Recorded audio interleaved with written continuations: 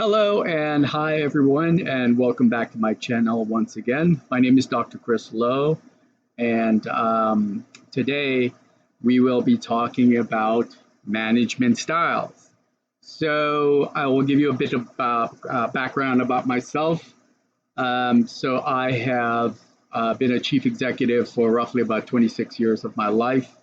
I have been working for a little bit over 32 years of my life, and I was a chief exec for a robotics and software company for about 6 years. And then I was propelled to the chief exec position within a healthcare organization, and I was there for about 20 years.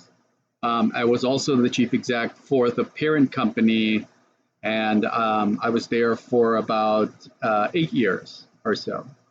So what I can share with you is my experience as it relates to management and so forth. Now, one important thing I will share with you is my first management experience was as a project manager for this software company I became the chief exec of. This was my first management position, and what I can share with you is I did not have any experience as it related to management, and I was really bad as a manager. So my superior at the time saw that I needed some help with my management style, and so he sent me management through a management training program, which was roughly about 2 weeks long. I will tell you that within this particular management training program, it was extremely influential on me. So I can't share as far as it relates to the other folks that were a part of the program, but for me, it was extremely instrumental. I will tell you without question, I hold feet to the fire, and I most certainly bring the fire as needed, as I am the dragon after all. However, I would tell you that bringing the fire is an absolute last resort for me. Usually, if I'm not able to fix the failure within my management team, then I will take full responsibility for it. And of course, in the spirit of Bushido, I will sacrifice a toe, a finger, an arm if need be, or again, in the sense of Bushido, I would throw myself on the sword. So I usually will accept the failure if I fail to lead. I will say in my 26 years of management experience, I realized that managing people should not be complex. And I will tell you that if you find yourself in a complex situation wherein you're failing to manage your people, then you're doing something very wrong. Okay? So for me, it comes down to this, right? I set my people up for success, right? I make sure the people within my organization have the tools, they have the training, they have the guidance, and they have the support to get the job done, right? And I feel within your organization, if the folks are not delivering, then I promise you they lack one or two of the following. They don't have the tools, they don't have the training, they don't have the support, and they don't have the guidance to get the job done. Every time, this is usually a failure across the board. So again, if my people aren't performing up to par, then it simply means that the failure to execute is on my part, hence I failed my people, or the failure is on their part, wherein they're held accountable as such. So it means I probably have to send them back through training and sit down with them and have a deep a deep discussion about performance. Now, I will tell you this once again, right? For me, I think 60% of the people that have worked for me in the past were absolutely incredible. They executed their job, they went home, they loved their families, right? The other 40% that did not perform as expected, we just let go, right? So that has become a major thing for me is like when, again, once we hire people, we put them through training, we get them the tools, give them the guidance and support, and we usually get the results that we're looking for over the years, right? So again, it does also come down to holding your folks accountable, right? So in accountability, for me and my direct reports, I think I will tell you, I set expectations, I invite commitment, I measure results, I provide feedback, I reference consequences, I evaluate the effectiveness. So this is also very important. When people say words like natural born leader, you can believe that's a bunch of horse shit. There's no such thing as a natural born leader, right? So for me, I think great leaders are trained to be as such. And so are tyrants, right? If you have a shitty manager within your midst, then they were trained to be as such. And if you have great leadership within your organization, they were trained to be as such. For me, over the many years as a chief executive, I have trained incredible leadership throughout my organizations, and I've destroyed many tyrants throughout my organizations.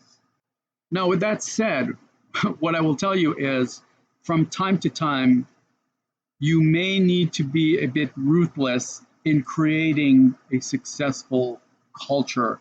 And I understand that sounds pretty shitty for the most part, but again, my experience has showed me what kind of works and what really does not work. I'm not saying that you scare your employees to death. I am saying that you leverage some of that fear to your advantage, right? Now, I will also say that with poor management, for the most part, and with poor executives also, fear is all they know, okay? So fear can make your power brittle, okay? And it can also limit your ability to manage effectively. So you have to be very mindful of how it is employed. I think a great leader is flexible. I think they are open to change.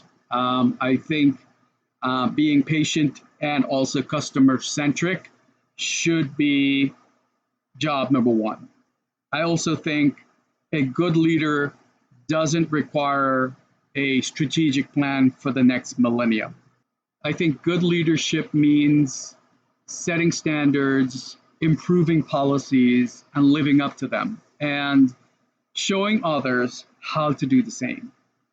And finally, what I will say on leadership is, as the leader, remember your team will follow your example.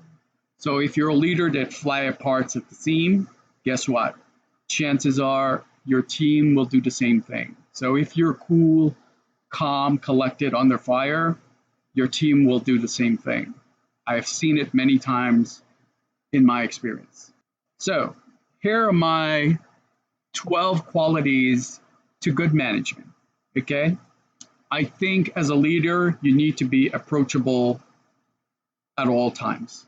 If it means you have to take an hour out of your day to meet with your employees, then guess what? You have to do it. So number two, you must acknowledge your staff. That is absolutely critical. So number three is you never, ever humiliate your staff.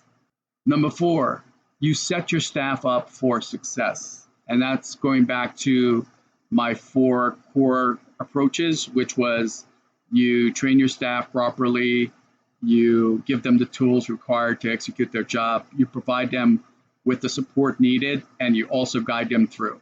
And again, if you have these structures in place, you're setting your staff up for success.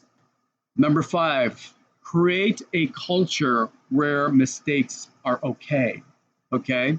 As long as you're learning from the mistakes of your past, you're on the right track. Number 6, remember personal details of your direct reports. Okay? Number 7, do not hide behind your title. So if you feel you're a chief executive officer, you're a chief operating officer, chief financial officer, once you start hiding behind those titles, you are ineffective as a leader. Number 8, admit to your mistakes. Okay, if you fuck it up, it's okay. Just tell them, look, I fucked up, and more times than not, people will understand. And you take the corrective measures.